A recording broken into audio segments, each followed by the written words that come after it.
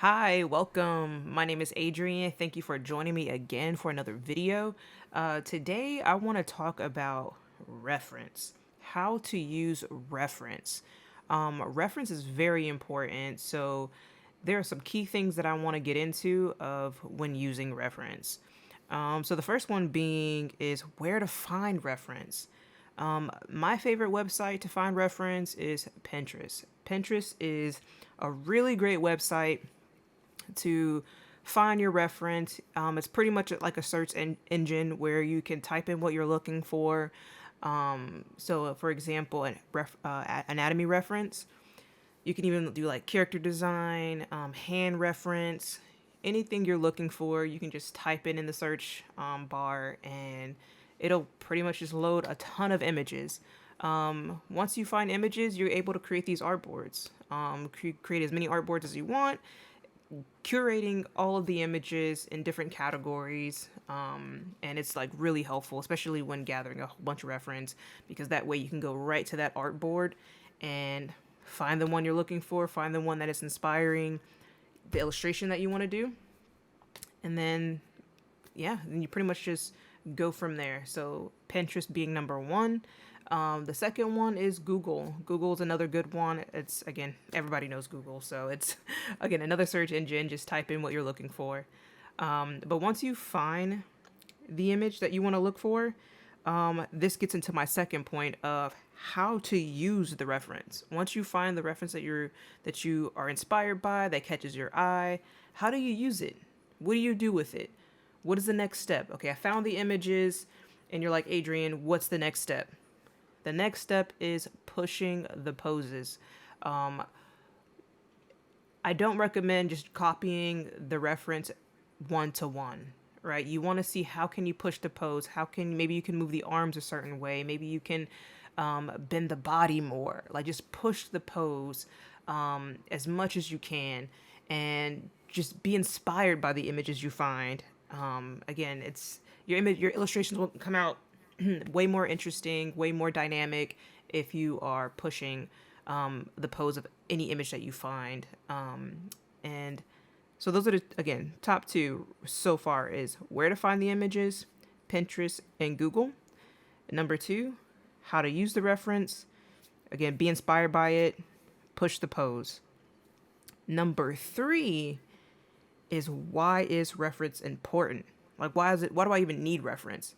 Can I just draw from imagination? Yes, you can. Yes, you technically can draw from imagination, but if you don't have a big enough visual library, meaning you haven't taken in a lot of images drawn from a lot of reference, sometimes you will find yourself drawing the same thing over and over. Because I love the saying that you can't create something from nothing. All right, let me repeat that. You can't create something from nothing. So you have to have some kind of, something to work from. And that comes with, visual library, like drawing a lot of images.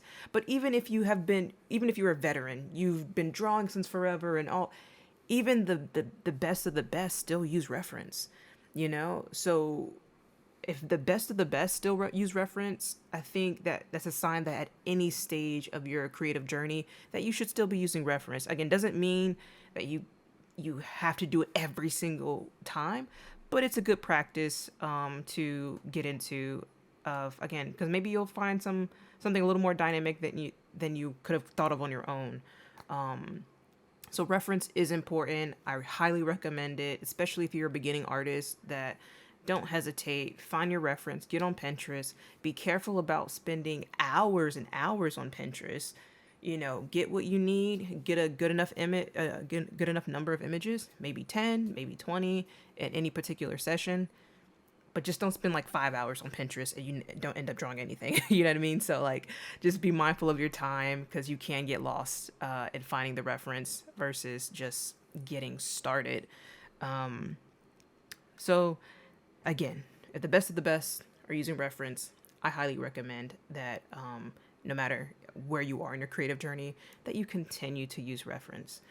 And here, as you can see, just because I selected a human to draw a reference from doesn't mean I need to draw a human character. Again, be inspired by the art and the poses that you are selecting, and just be inspired by them. And as you can see, once you kind of found your footing of like, okay, I got the pose, I nailed down the pose that I want to use, then you can put away the reference and just finish the drawing, ink the drawing, color the drawing. But the starting point should be, finding good reference to use. And even just, I want to note too that once you find a really great pose that you want to work with, once you get used to turning things in three-dimensional space, you can always change the angle of the pose that you selected as well. And I will be doing a video about that as well, so stay tuned for that. But yeah, so thank you so much for joining me today. Again, I think this was a very important topic to start with, because I think it helps so many artists go to that next level when you start building that visual library, drawing from poses, and then before you know it, you have a ton of these images already in your head. So when you go down to when you sit down to draw from imagination, you're just combining all the poses that you've drawn over the years to make a more dynamic pose. So again, once you get to that stage, you don't need reference all the time, but I highly recommend in the beginning using reference. So if you found any use in this video, if this was able to help you, hit that subscribe button, hit the like button, and stay tuned for the next video. I'll see you next time. Keep drawing.